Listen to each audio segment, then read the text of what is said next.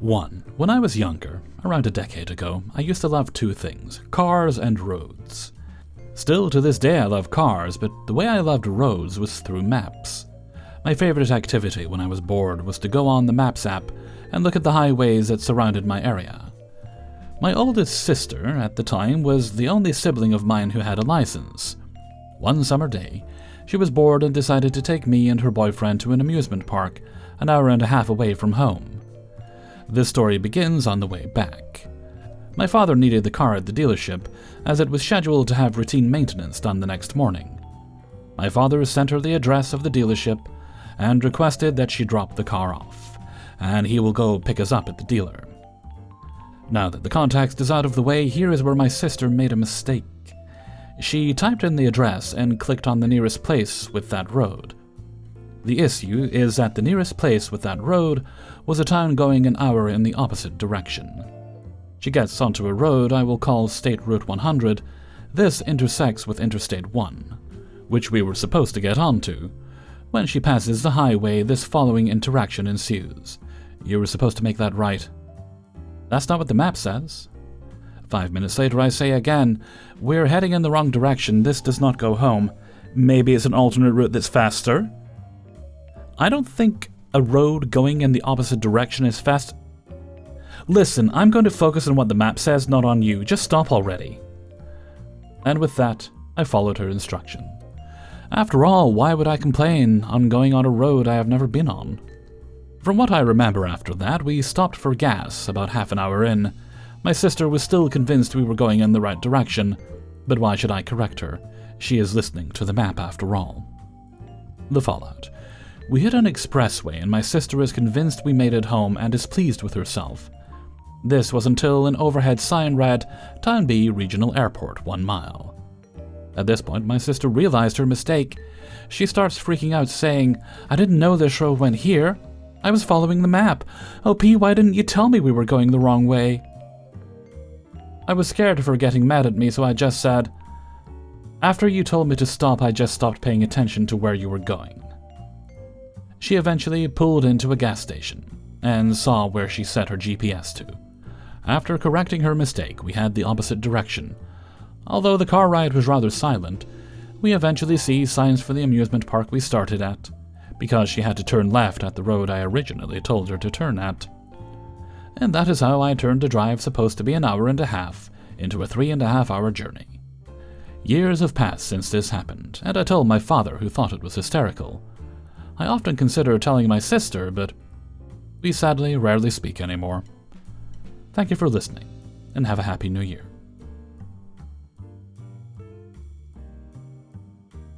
2. I'm in an IT course in one Balkan country, and we got an offer one summer to go to a sports camp. Many of us agreed, and it was great fun. We were in small rooms of 10 to 14 people. I think there was a room with 16, but I can't confirm. When I say small, I mean just enough room for 6 to 8 double beds, space to get between the beds, and a bathroom. The camp was great, but if you wanted to find something you didn't like, it wouldn't be hard.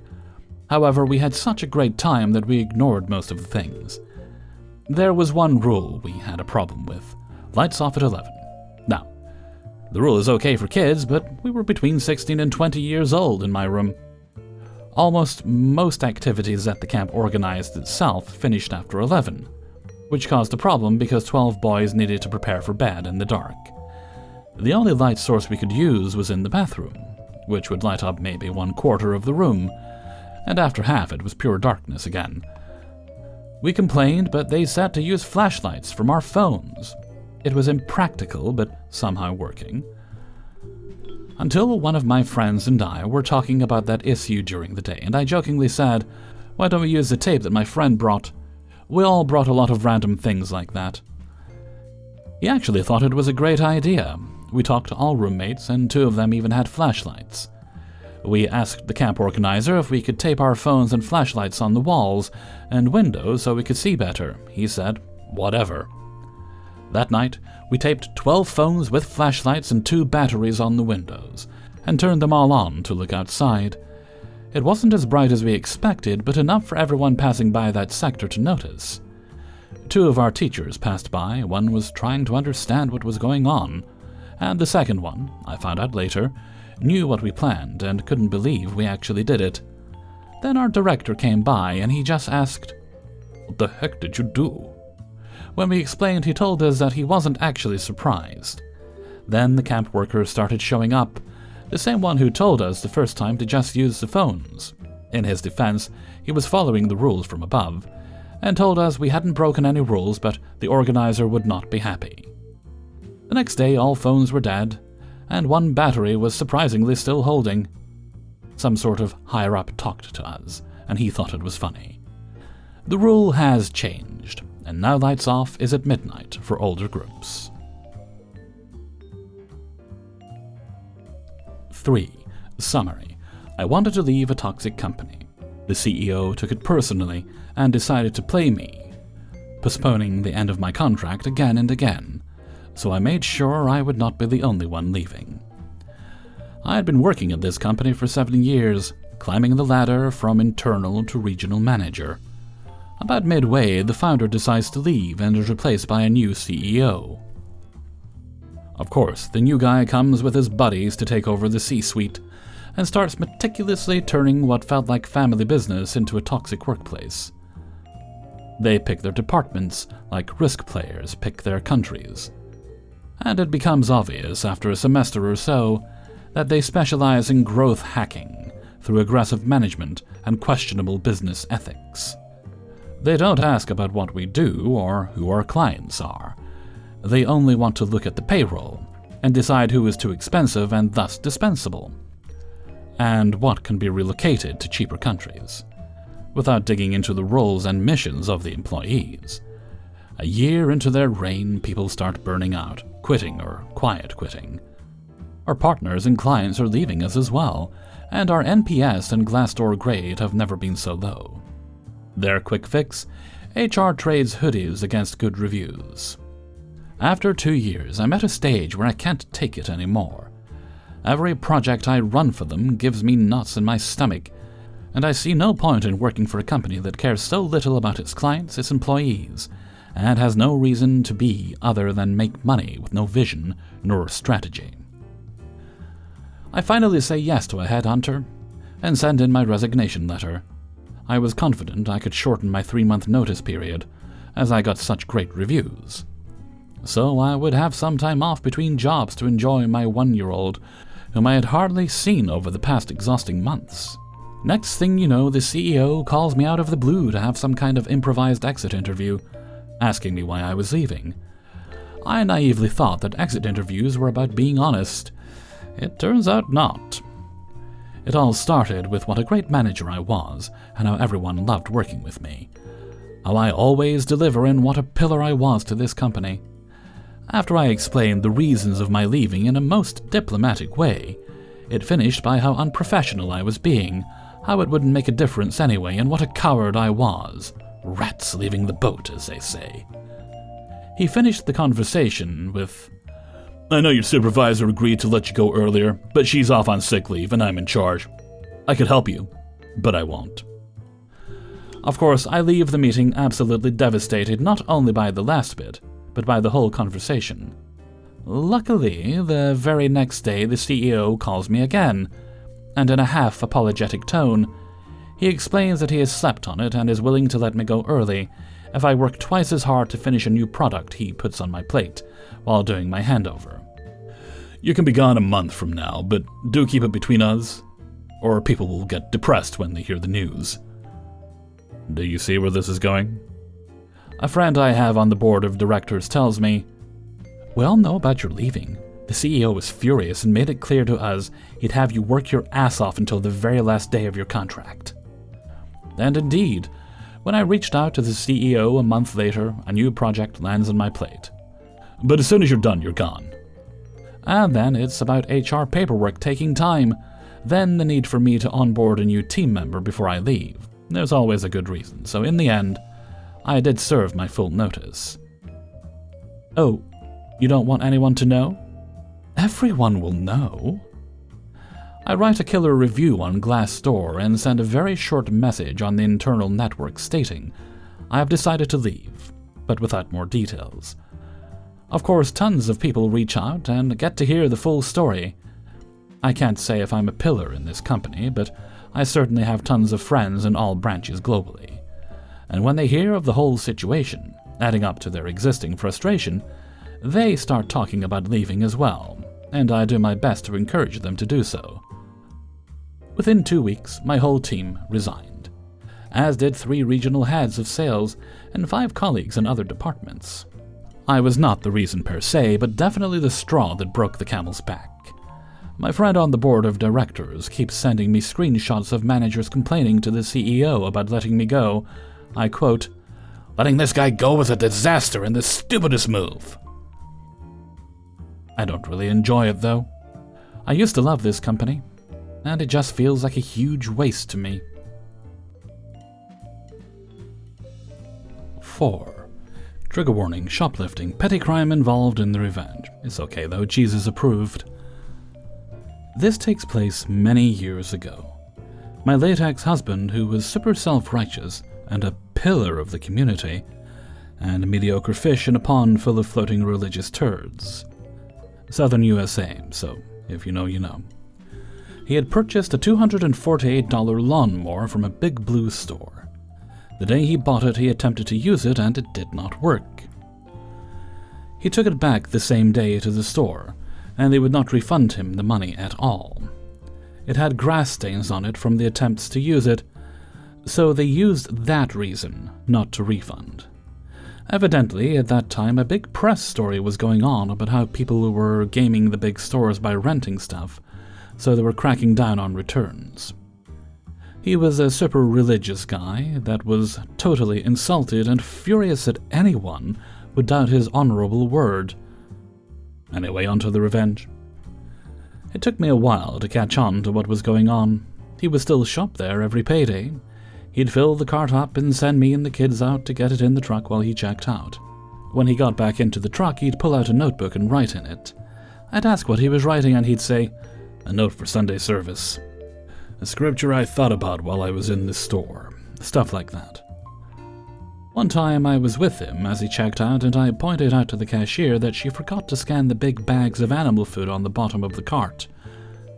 Husband didn't say a word to me until we got out to the truck. He pulls out the notebook and shows me $248 written in big letters at the top of the page. Underneath were entries like $8.89 or $12.88 with a running total. He was shoplifting? I was shocked to the core. I thought it was note for Sunday service, he said. "It is. It keeps my conscience clear. It's okay with the Lord, though. Jesus knows I haven't hit the $248 they owe me, so no sin." Over the course of about 3 years, he'd put stuff on the bottom of the shopping cart, and if the cashier scanned it, he'd pay it no problem. If they failed to do so, he'd take it to the truck and add the amount to his tally. Once he hit the $248, he never did that again. He also never bought anything of value at that store chain again over the next 30 years or so until his death. Life went on. When he was dying during the end-of-life conversations that we had, I asked him if he felt guilty about this particular event, and he had a rare big belly laugh and said not even a little bit. They owed him, and Jesus was okay with it. 5. I used to work as a merchandiser for a national soda company about 10 years ago. One of the biggest problems we had would occur every holiday when stores had serious sales on soda, like getting 4 12-packs for $10. The problem is that there simply isn't enough room in the back room to store enough product on a really busy holiday, like the 4th of July. Our sales reps would order way more stuff than we ever had room for, and then it was up to me on how to Tetris it all into the space for us in the back. The way it should be done is to send multiple orders on days like that as space becomes available. But of course that means sending multiple drivers to stores multiple times a day, which costs time and gas. I had one store that had a really strict backroom manager with a no exceptions policy of pallets never being stacked more than 3 high. On this particular 4th of July, we literally had twice as much product than would fit. So I call my boss and tell him he needs to send a driver to buy back some of the excess load. He tells me to stack the pallets as high as the forklift will allow me to solve the problem. I remind him at this location I'm only allowed to stack 3 high. He tells me to figure it out. Cue malicious compliance. I know that the backroom manager will get lava-level mad when he sees this, but it's the boss's orders, so I am up to 5 high when the manager sees it and goes banshee apeshit on me. I shrug and tell him it's my boss's orders. I finish stacking, with 1 tower now being 5 high, then start walking out as my shift is now done. The backroom manager tells me if I leave it like that we can kiss our account with the store goodbye. I shrug and leave. I get a call from my boss 30 minutes later that there is a driver on the way to do buyback and I need to go back to that store ASAP. I tell him my shift is done for the day and I've already returned the company truck and I'm on my way home to see some fireworks. It's 8 p.m. at this point. He tells me to turn around and go get it sorted. I tell him the only way I go back is if I'm getting double time for the entire day, about 14 hours at that point, plus a 10% raise. He yells at me that it's never going to happen, so I tell him me returning to the store is never going to happen. I also tell him that if he changes his mind, he can send an email to me agreeing in writing to my terms. I had other side gigs at the time and wasn't concerned at all about this job. I got an email 30 minutes later from my boss's boss agreeing to those terms. It is immediately followed by a phone call from him apologizing that I am needed, and I need to go back to the store ASAP. My boss's boss also sent my boss, who was already at home, to help sort the mess out. Hearing him apologize to the backroom manager was gold.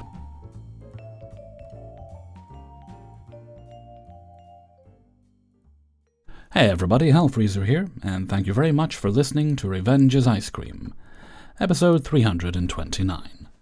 And thank you very much to everybody who allowed me to use their stories for this video. Before you go, do hit that like button. Thank you. If you'd like to get future videos a bit early, support me on my Patreon, which is linked in the description, where you'll also find a link to the Hellfreezer merchandise store. If you especially enjoyed the video, then why not leave a tip? Click the little heart with a $sign in the middle. You don't have to, but it helps. Okay. And before we go on, we have a little shout out to give to the author of story number 2. That's the one with the cell phone lights. And that is Reddit user Sipkey. Thank you very much for allowing us to use your story, Sipkey. No other business today, so let's move right along to Hellfreezer's question of the day. And today's question is... And this one comes thanks to Newcomb on the Discord. And that is, what is the best old wives' tale you know, and have you ever tried it? Honestly, my mind went blank when I was trying to think of a good one, so I had to look them up to get a bit of a refresher. So I'm actually using a site called childrensminnesota.org. First time I've ever been to it, but it has the information I look at. There's a lot of old wives' tales surrounding pregnancy and childbirth, but the ones that interest me are things like feed a cold, starve a fever, which is actually not true. Best thing you can do for yourself if you have a cold or a fever. Make sure you're getting lots of fluids, eat as normally as you can, plenty of vitamins in there as well, so fruit juice or smoothies are a good idea. Just make sure your body's nourished so it can fight off the sickness, that's what you want to do there. Of course, I'm not a doctor, but I think that's good advice in any situation. Then, of course, there's that old classic, wait an hour to eat before swimming, which is also apparently not true. I'm wondering if there are any old wives' tales that aren't true. But no, it's perfectly fine to go swimming after you've eaten, although you'll probably feel quite bloated if you've just eaten a big meal, so you might want to rest before you do that. Chocolate causes acne, I think only if you smear it all over your face. But of course, as we all know, chocolate is good for the soul. I fed my soul some chocolate while I was on a break before I resumed recording there. Then there's that old classic that if you swallow chewing gum, it stays in your stomach for 7 years, which is of course nonsense. You pass it through as you would anything else. It's just your body doesn't digest it. I'm starting to wonder if any of these old wives' tales are actually true. That's also perhaps a little bonus question there. Are there any that you know that are definitely true? Oh, and from what my research tells me, if you get stung by a jellyfish, don't pee on it. You'll just make it mad. Or rather, don't pee on the sting. Just remove the sting and soak the area in hot water or a hot shower for about 25 to 40 minutes. That one I got from Good Housekeeping. Okay. Why don't you leave your answers in the comment below? I look forward to reading them. And before we go, I think, yes, I'm going to highlight a comment from... well, it won't be the last video because the last video hasn't been up yet, but it'll be from a recent revenge video. Let's have a look. And this one comes from... Where was it? I had that a second ago. This one comes from Emerald Angel. And that is definitely my fan. This was in relation to, do you need a sound or something to help you get to sleep? I find the sound relaxing and my room can get stuffy without the circulation. I feel exactly the same. I've usually got 2 fans going lately. Even in the cold weather, I'm wrapped up cozy in bed, and I like the sound of the fan and the circulating air. It just feels nice and fresh.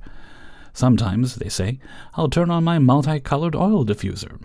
The dancing colors and soft water sounds are soothing, and the oil scent is pleasing, especially when my allergies are rearing its ugly head. Thank you very much for your comment. Okay, with that, I'm gonna head off for now. So until next time, thank you very much for listening, and take very good care of yourselves.